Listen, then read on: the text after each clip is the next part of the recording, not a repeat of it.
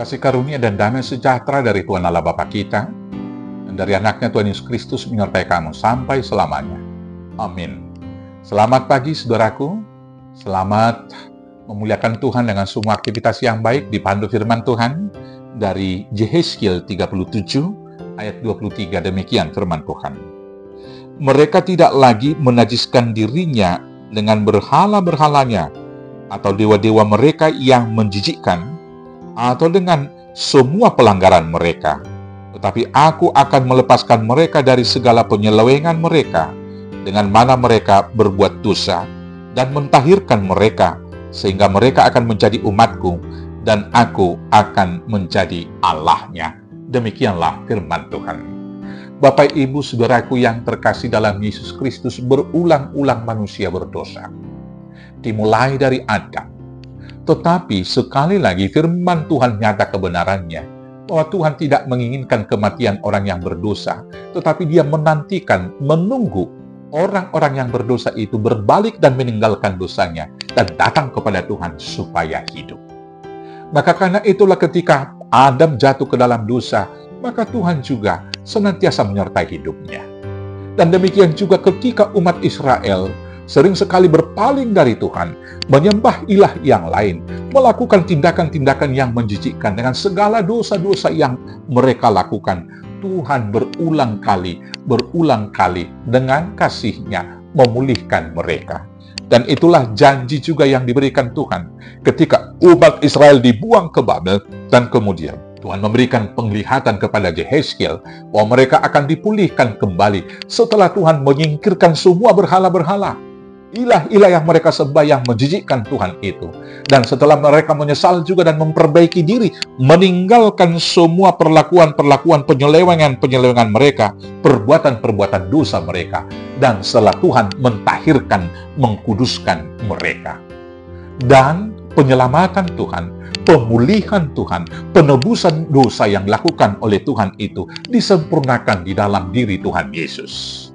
Tuhan Yesus dalam melakukan pemulihan dan penebusan kepada kita umat berdosa melewati jalan salib, Via Dolorosa, yaitu jalan yang penuh penderitaan untuk memulihkan kita kembali menjadi umat Allah yang dikuduskan.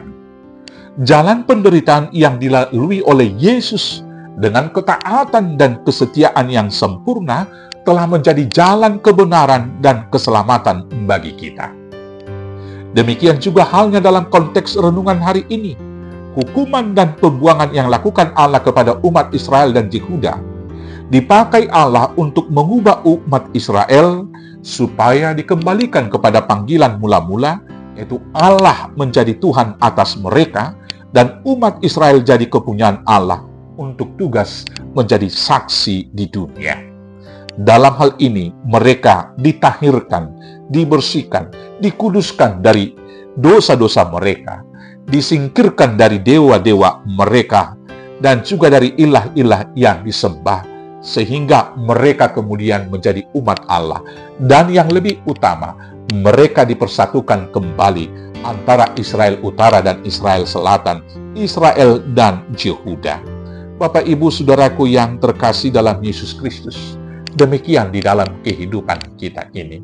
Apabila kita menghadapi berbagai penderitaan, jangan-jangan itu bagian dari Via Dolorosa. Mari coba kita lihat itu sebuah jalan salib yang dipakai Tuhan untuk membentuk kita kembali, melakukan pembaharuan, transformasi di dalam kehidupan kita. Misalnya ketika kita sakit, mungkin sakit kita karena merokok, tapi Tuhan mau mengubah kita supaya kembali baik lagi. Demikian halnya banyak pergumulan dalam hidup rumah tangga, jangan-jangan karena penyelewengan, dan juga semua tindakan-tindakan yang kita lakukan yang tidak seturut dengan kehendak Tuhan. Atau hidup kita merasa gersang, tidak ada sukacita, tidak ada kesenangan dalam kehidupan kita. Jangan-jangan selama ini kita mempertuhankan perut kita.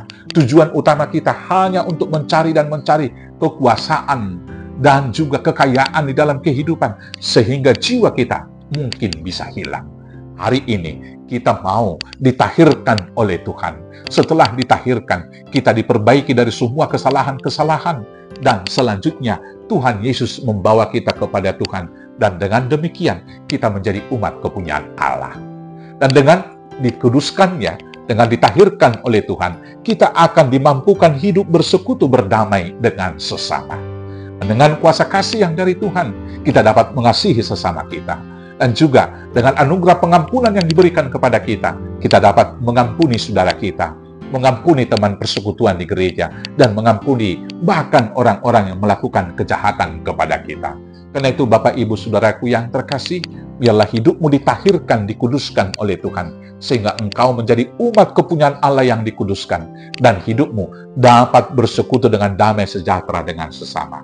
Selamat hidup dalam Tuhan. Tuhan Yesus memberkati. Amin. Kita bersatu dalam doa. Terima kasih Bapa yang baik, kuduskan, tahirkan kami menjadi umat kepunyaan, dan perlengkapi kami hidup berdamai dengan sesama. Hanya di dalam nama Yesus Kristus Tuhan Juru Selamat kami yang hidup. Amin. Selamat hidup kudus dalam Tuhan, dan selamat diperdamaikan dengan sesama. Tuhan Yesus memberkati. Horas, horas, horas.